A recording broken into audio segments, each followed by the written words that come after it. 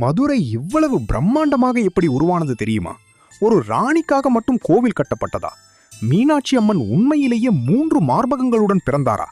இந்த கோவில் முதலில் இருந்ததா இல்ல நகரம் பிறகு வந்ததா? இந்த எல்லா ரகசியங்களும் இப்போ தெரிஞ்சுக்கலாம். அப்போது பாண்டிய நாட்டை ஆட்சி செய்த மலையவஜ பாண்டியனுக்கு குழந்தை இல்லை. எவ்வளவு முயன்றாலும் வாரிசு கிடைக்கவில்லை. அதனால் அவர் ஒரு பெரிய யாகம் நடத்தினார். நெருப்பு எரிந்தது, மந்திரங்கள் ஒலித்தது.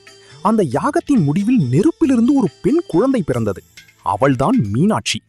அவள் சாதாரண குழந்தை இல்லை, பார்வதி தேவியின் அவதாரமாக கருதப்பட்டார். அவளுக்கு 3 மார்பகங்கள் இருந்தது. அப்போது ஒரு தீர்க்க தரிசனம் கூறப்பட்டது. அவள் தனது கணவனை சந்திக்கும் போது 3வது மார்பகம் மறையும் என்று.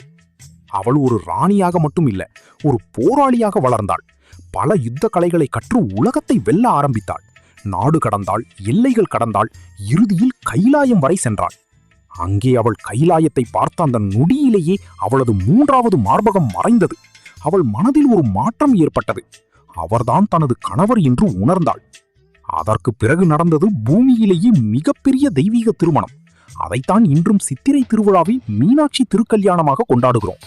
சில வரலாற்று ஆய்வாளர்கள் மீனாட்சி ஒரு தெய்வமாக உயர்த்தப்பட்ட ராணி இருக்கலாம் என்றும் சொல்கிறார்கள். அந்த காலத்தில் நல்ல மன்னர்களை தெய்வமாக வழிபடும் பழக்கம் இருந்தது. அதனால் இந்த கோவில் ஒரு அரச ராணிக்காக இல்ல, தெய்வமாக உயர்த்தப்பட்ட மீனாட்சிக்காக கட்டப்பட்டிருக்கலாம் என்றும் நம்பப்படுகிறது. அதற்கு பிறகுதான் இந்த கோவிலை சுற்றி நகரம் உருவானது. அதனால்தான் மதுரை இன்று டெம்பிள் சிட்டி என்று அழைக்கப்படுகிறது. இந்த கோவிலில் இன்னும் பல மர்மங்கள் சொல்லப்படுகிறது. இரவு நேரங்களில் யாரோ நடப்பது போல சத்தம், நிழல்கள். இது கோவிலை காக்கும் தெய்வ சக்தி என்று சிலர் நம்புகிறார்கள். 14ஆம் நூற்றாண்டில் வட இந்திய படைகள் மதுரையை தாக்கின.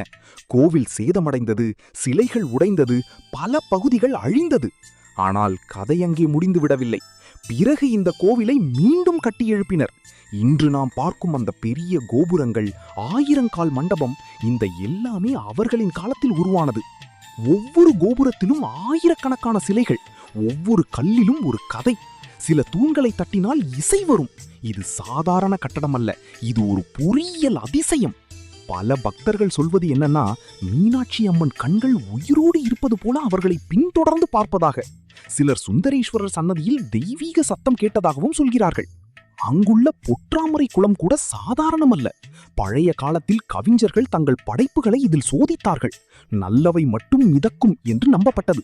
சித்திரை மாதம் வந்தாலே மதுரை முழுக்க திருவிழா. கொடியேற்றம் தொடங்கி தினமும் கொண்டாட்டம். முக்கியமான நாள் மீனாட்சி திருக்கல்யாணம். அடுத்தது தேர் திருவிழா. ஆயிரக்கணக்கான மக்கள் சேர்ந்து தேரை இழுப்பார்கள். அதன் பிறகு வைகை ஆற்றில் இறங்கும் நிகழ்வு. லட்சக்கணக்கான மக்கள் கூடி பார்க்கும் தருணம்.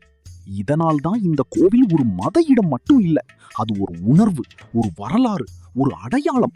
நீங்க இந்த கோவிலை நேரில் பார்த்திருக்கீங்களா? அந்த அனுபவம் எப்படி இருந்தது? கமெண்ட்ல சொல்லுங்க. வீடியோ பிடிச்சிருந்தா லைக் பண்ணுங்க. மேலும் இப்படிப்பட்ட ஆன்மீக கதைகளுக்கு சப்ஸ்கிரைப் பண்ணிக்கோங்க தங்கங்களே.